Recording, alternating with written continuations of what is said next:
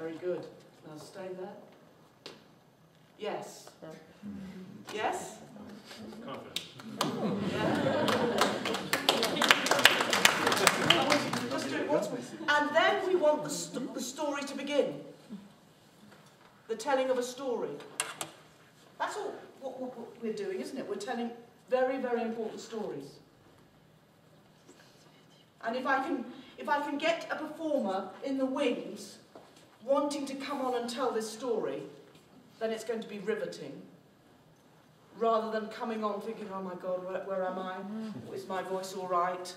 You know? One more go. Very good.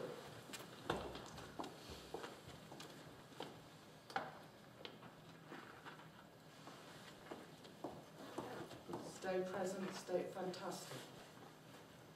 Check the breath. How does that feel? How does it? Ready to Yes. tell something, or to speak. Now go back to where your habit is. You see that withdrawal? And what does it do to you when somebody withdraws? What does it do to the audience? Lose interest. Pushes them away. Yes. Can also look disdainful.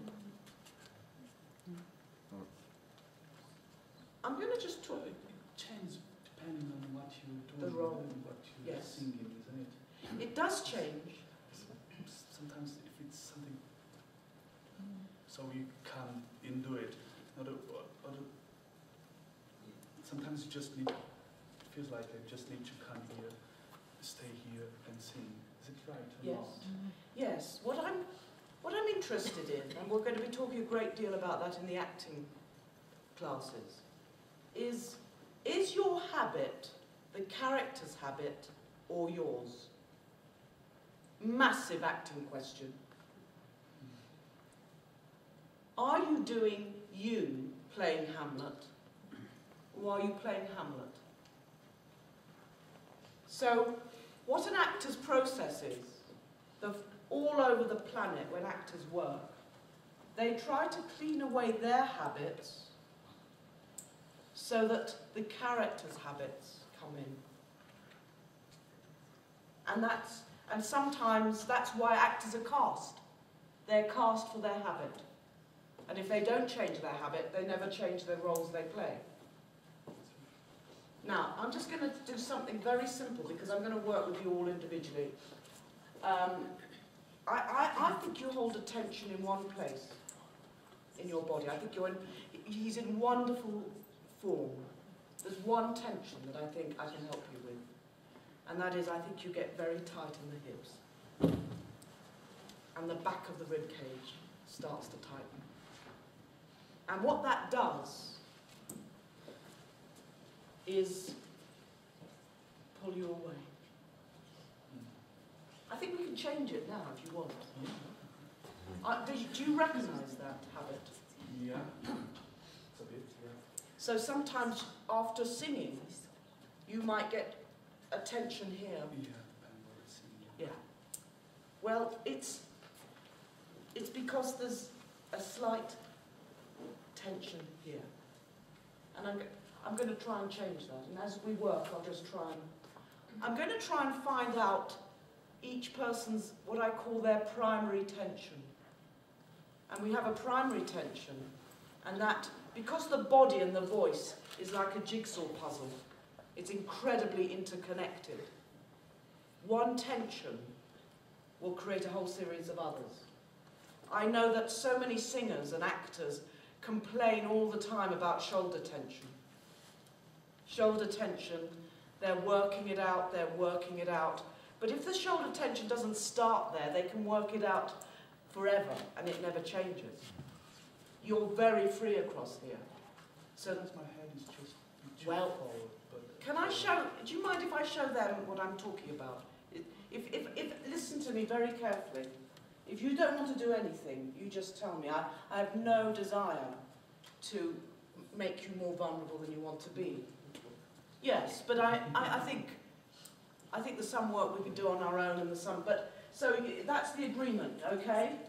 In the next few days, you don't do anything you don't want. But actually, if you turn sideways, and the rest of you look, just to the audience there.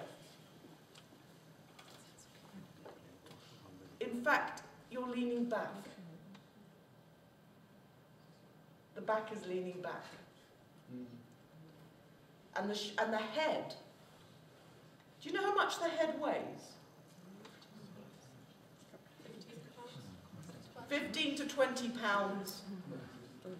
Kilos? It's a Christmas turkey. It's a Christmas turkey on top of your spine. So after a while, and by the way, these tensions might not appear until 25 minutes into a show. They build up. If we're using our voice correctly, it gets better during the show. Have you had that experience? If you're using it wrongly, for some reason it's 20, 25 minutes and it starts to close down. But I think your primary tension is in the hips. And what happens with your neck is that after a while the head has to overcompensate. I want to show you something, and if you want to do it, we can do it. I'll do it with you. All I want you to do is to flop over, actually face them so that you don't feel so. Face them, yeah, over here. Sorry, all face down. Yeah. If you just flop over from the waist like that, and I'm going to ask you to do a very simple release of the back of the rib cage as you hang over. Sorry, madam. Just hug yourself. Just hug yourself with your arm. And as you now breathe in and out, you will release this tension. And that starts to move. You know, fundamentally, you've got a very, very, very good rib cage. But this tight tension is just blocking it off a bit. Now, as you let the arms drop, as you come up, don't push your hips forward. That's all I'm asking. Don't push your hips forward, stay there. Now you're perfect.